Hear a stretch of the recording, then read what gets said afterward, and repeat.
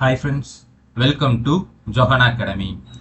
இந்த வீடியோல பாத்தீங்கன்னா 2024 இருந்து 2025 வரை உள்ள முக்கிய நியமனங்கள் தான் நம்ம பார்க்க போறோம். ஸோ தாலுக் எஸ்ஐ எக்ஸாமுக்கு ப்ரிப்பேர் பண்றவங்களுக்கு பாத்தீங்கன்னா இந்த வீடியோ ரொம்ப ரொம்ப முக்கியமான வீடியோ. ஸோ இந்த வீடியோ ஸ்கிப் பண்ணாம கடைசி வரைக்கும் நீங்க பாருங்க. இதே மாதிரி உங்களுக்கு யூஸ்ஃபுல்லான வீடியோஸ் வேணும் அப்படின்னா மறக்காம இந்த வீடியோ லைக் பண்ணிட்டு உங்க ஃப்ரெண்ட்ஸுக்குமே நீங்க ஷேர் பண்ணி விடுங்க, சரிங்களா? ஸோ அதுக்கு முன்னாடி பாத்தீங்கன்னா நம்ம சேனல் சார்பா வரக்கூடிய தாலுக் எஸ்ஐ எக்ஸாமுக்காக last 40 days crash test batch அப்படிங்கிற டெஸ்ட் பேட்ச் பாத்தீங்கன்னா நம்ம கண்டக்ட் பண்ணிட்டு இருக்கோம். இந்த டெஸ்ட் பேட்ச்ல நம்ம கொடுக்கக்கூடிய கண்டென்ட்டை மட்டும் நீங்க தெளிவா படிச்சு பிராக்டிஸ் பண்ணாலே போதும், உறுதியா வரக்கூடிய தாலுக் எஸ்ஐ எக்ஸாம்ல 130 கொஸ்டினுக்கு மேல நீங்க ஆன்சர் பண்ணிடலாம், சரிங்களா? ஸோ யாரெல்லாம் இந்த எஸ்ஐ எக்ஸாம்ல கண்டிப்பா பாஸ் பண்ணியே ஆகணும் அப்படின்னு சொல்லிட்டு படிக்கிறீங்களோ அவங்களுக்கு இந்த டெஸ்ட் பேட்ச் பாத்தீங்கன்னா ரொம்ப ரொம்ப யூஸ்ஃபுல்லா இருக்கும், சரிங்களா? ஸோ இதுல ஜாயின் பண்றதுக்கான ஃபீஸ் பாத்தீங்கன்னா 1200 ரூபாய். ஃபர்ஸ்ட் ஜாயின் பண்ற 50 பேர் பாத்தீங்கன்னா 1000 ரூபாய் பே பண்ணி ஜாயின் பண்ணிக்கலாம், சரிங்களா? ஸோ இந்த டெஸ்ட் பேட்ச்ல அமௌண்ட் பே பண்ணி ஜாயின் பண்ண விருப்பம் உள்ளவங்க பாத்தீங்கன்னா I want taluk SI test batch அப்படின்னு டைப் பண்ணி 9385950322 இந்த வாட்ஸ்அப் நம்பருக்கு சென்ட் பண்ணீங்கன்னா உங்களுக்கான ஜாயினிங் ப்ரொசீஜர் நான் அப்டேட் பண்ணுவேன். ஸோ விருப்பம் உள்ளவங்க இந்த ஆப்பர்ச்சுனிட்டி யூஸ் பண்ணிக்காங்க.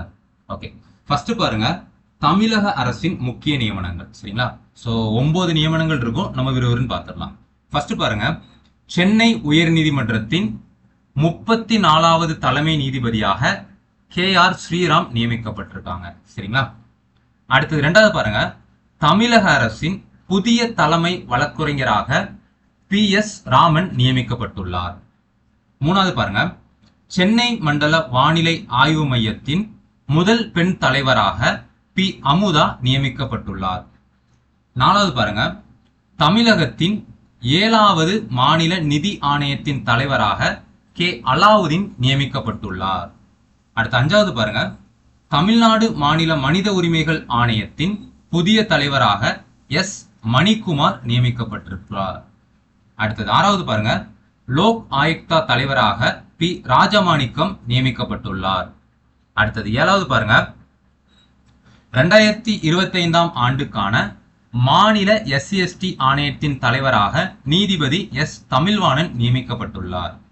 அடுத்தது எட்டாவது பாருங்க, தமிழ்நாடு மாநில சிறுபான்மையினர் ஆணையத்தின் தலைவராக ஜோ அருண் நியமிக்கப்பட்டுள்ளார். அடுத்த ஒன்பதாவது பாருங்க, தமிழ்நாடு சிறுபான்மையினர் பொருளாதார மேம்பாட்டு கழகத்தின் தலைவராக சி பெர்னாண்டஸ் ரத்தினராஜா நியமிக்கப்பட்டுள்ளார், சரிங்களா?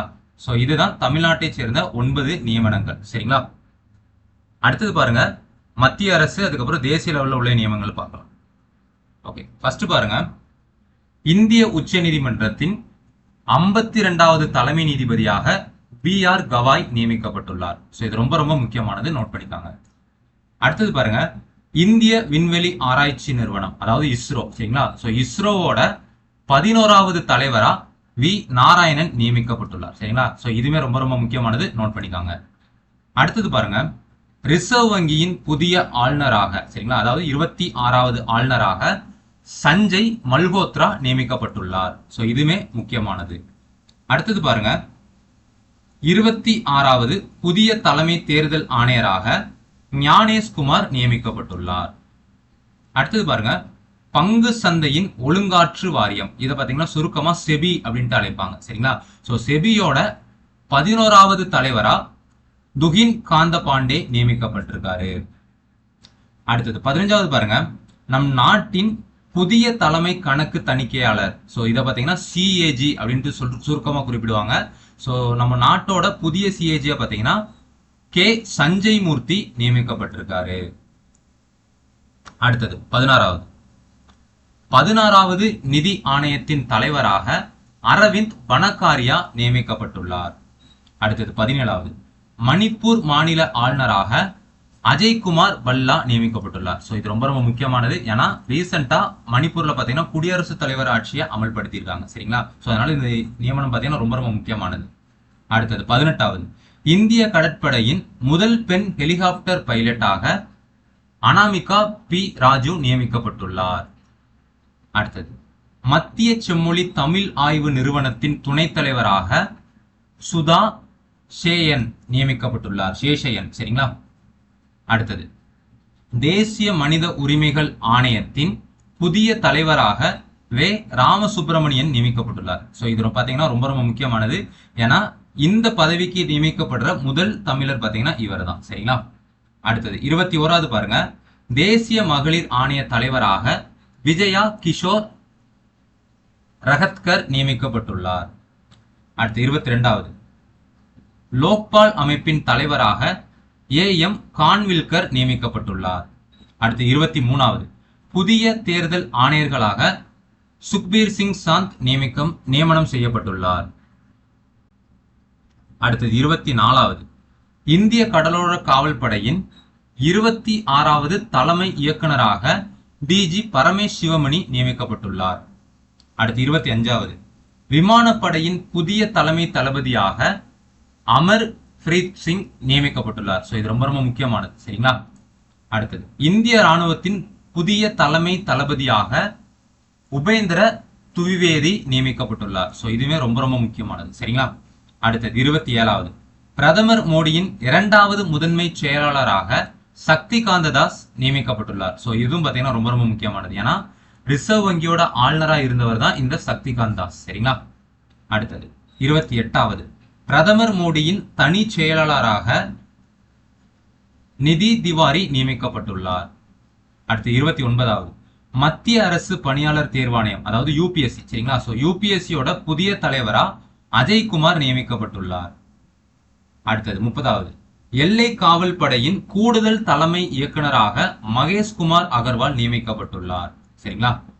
அடுத்தது 31வது டெல்லி உயர் நீதிமன்ற தலைமை நீதிபதியாக தேவேந்திர குமார் உபாத்யாயா நியமிக்கப்பட்டுள்ளார்.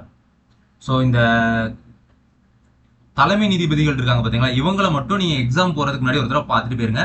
ஏன்னா ஒரு ஷார்ட் டைம்ல உங்களை நான் டிரான்ஸ்ஃபர் பண்ணிடுவாங்க. சரிங்களா? சோ லாஸ்ட் உள்ள அந்த 31 to 37 சோ இதுக்கு மட்டும் லாஸ்ட் எக்ஸாம் போறதுக்கு முன்னாடி செக் பண்ணிட்டு போயிருக்காங்க. சரிங்களா?